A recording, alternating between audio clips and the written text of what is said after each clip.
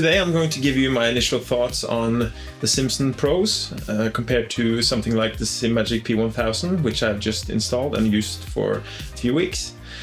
I never got to use these pedals in a race because of noise in the signal. I had to purchase a USB isolator, but I didn't bother because there were so many things about these pedals that just made me feel like I had bought the wrong thing. So I'm going to give you some thoughts about the software, about the build quality, and the adjustability. This is what you get when you order the Simsonn pedals.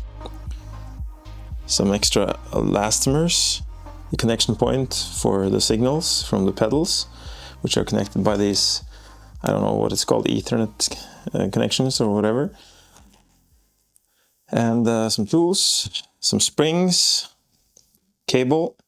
And they are very solid. They feel solid when you lift them. They're heavy.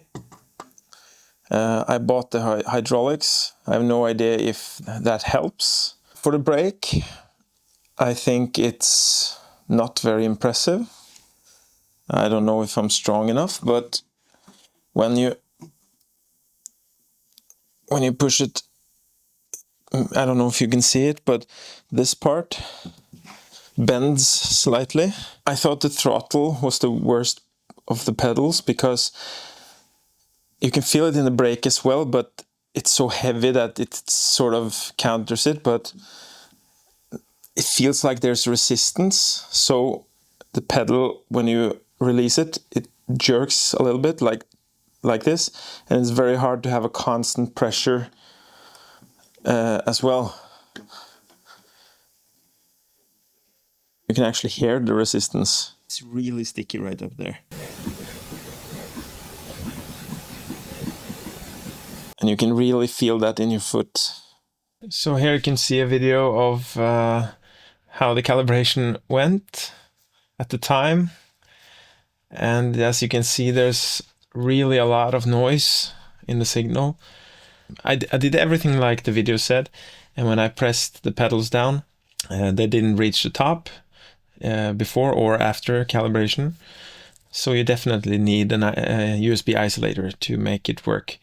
And the software was just so unintuitive. When you get it to work, sure, it's fine, but I really don't want to spend time on this instead of racing. Yeah, so this was a huge mistake from my part. So this is what I had to do to get the software. I had to go through all of this, like at Amazon, to find this video about calibration. And then at the end, you have the software download link. I entered it, and it's a Google Drive that looks like this.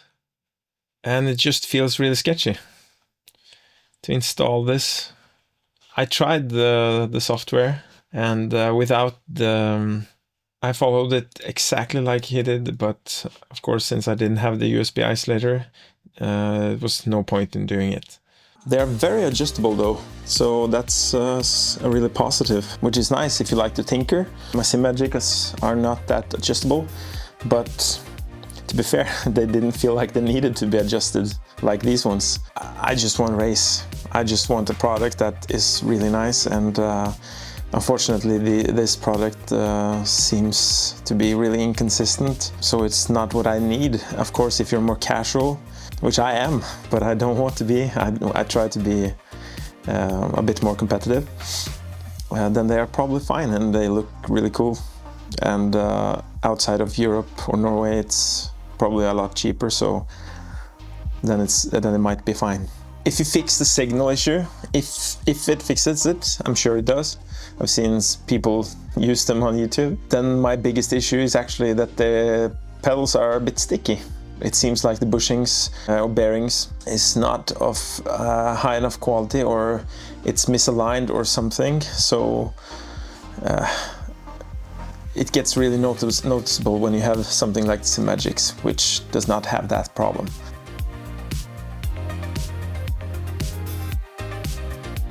And when I decided that I wanted to return the pedals, I reached out to Simsonn Pro at Aliexpress, and to be fair, they offered me a discount. equal to this and a little bit on top, which I declined because I wanted a full refund, and they agreed, which was fine. But when it came to the shipment, I had to pay for the shipment because they said that it would work fine with this. So why didn't they ship it with this?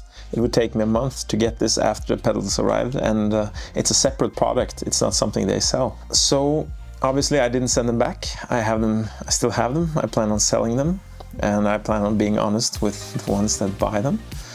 And I'm probably going to lose money on it, so it probably would have been cheaper for me to just send it back and pay for the shipment. Buy once, cry once. I think that's definitely something to think about if you're in the market for some pedals. If you like this content, please like and subscribe. That would mean a lot. That means that I can do this even more in the future. And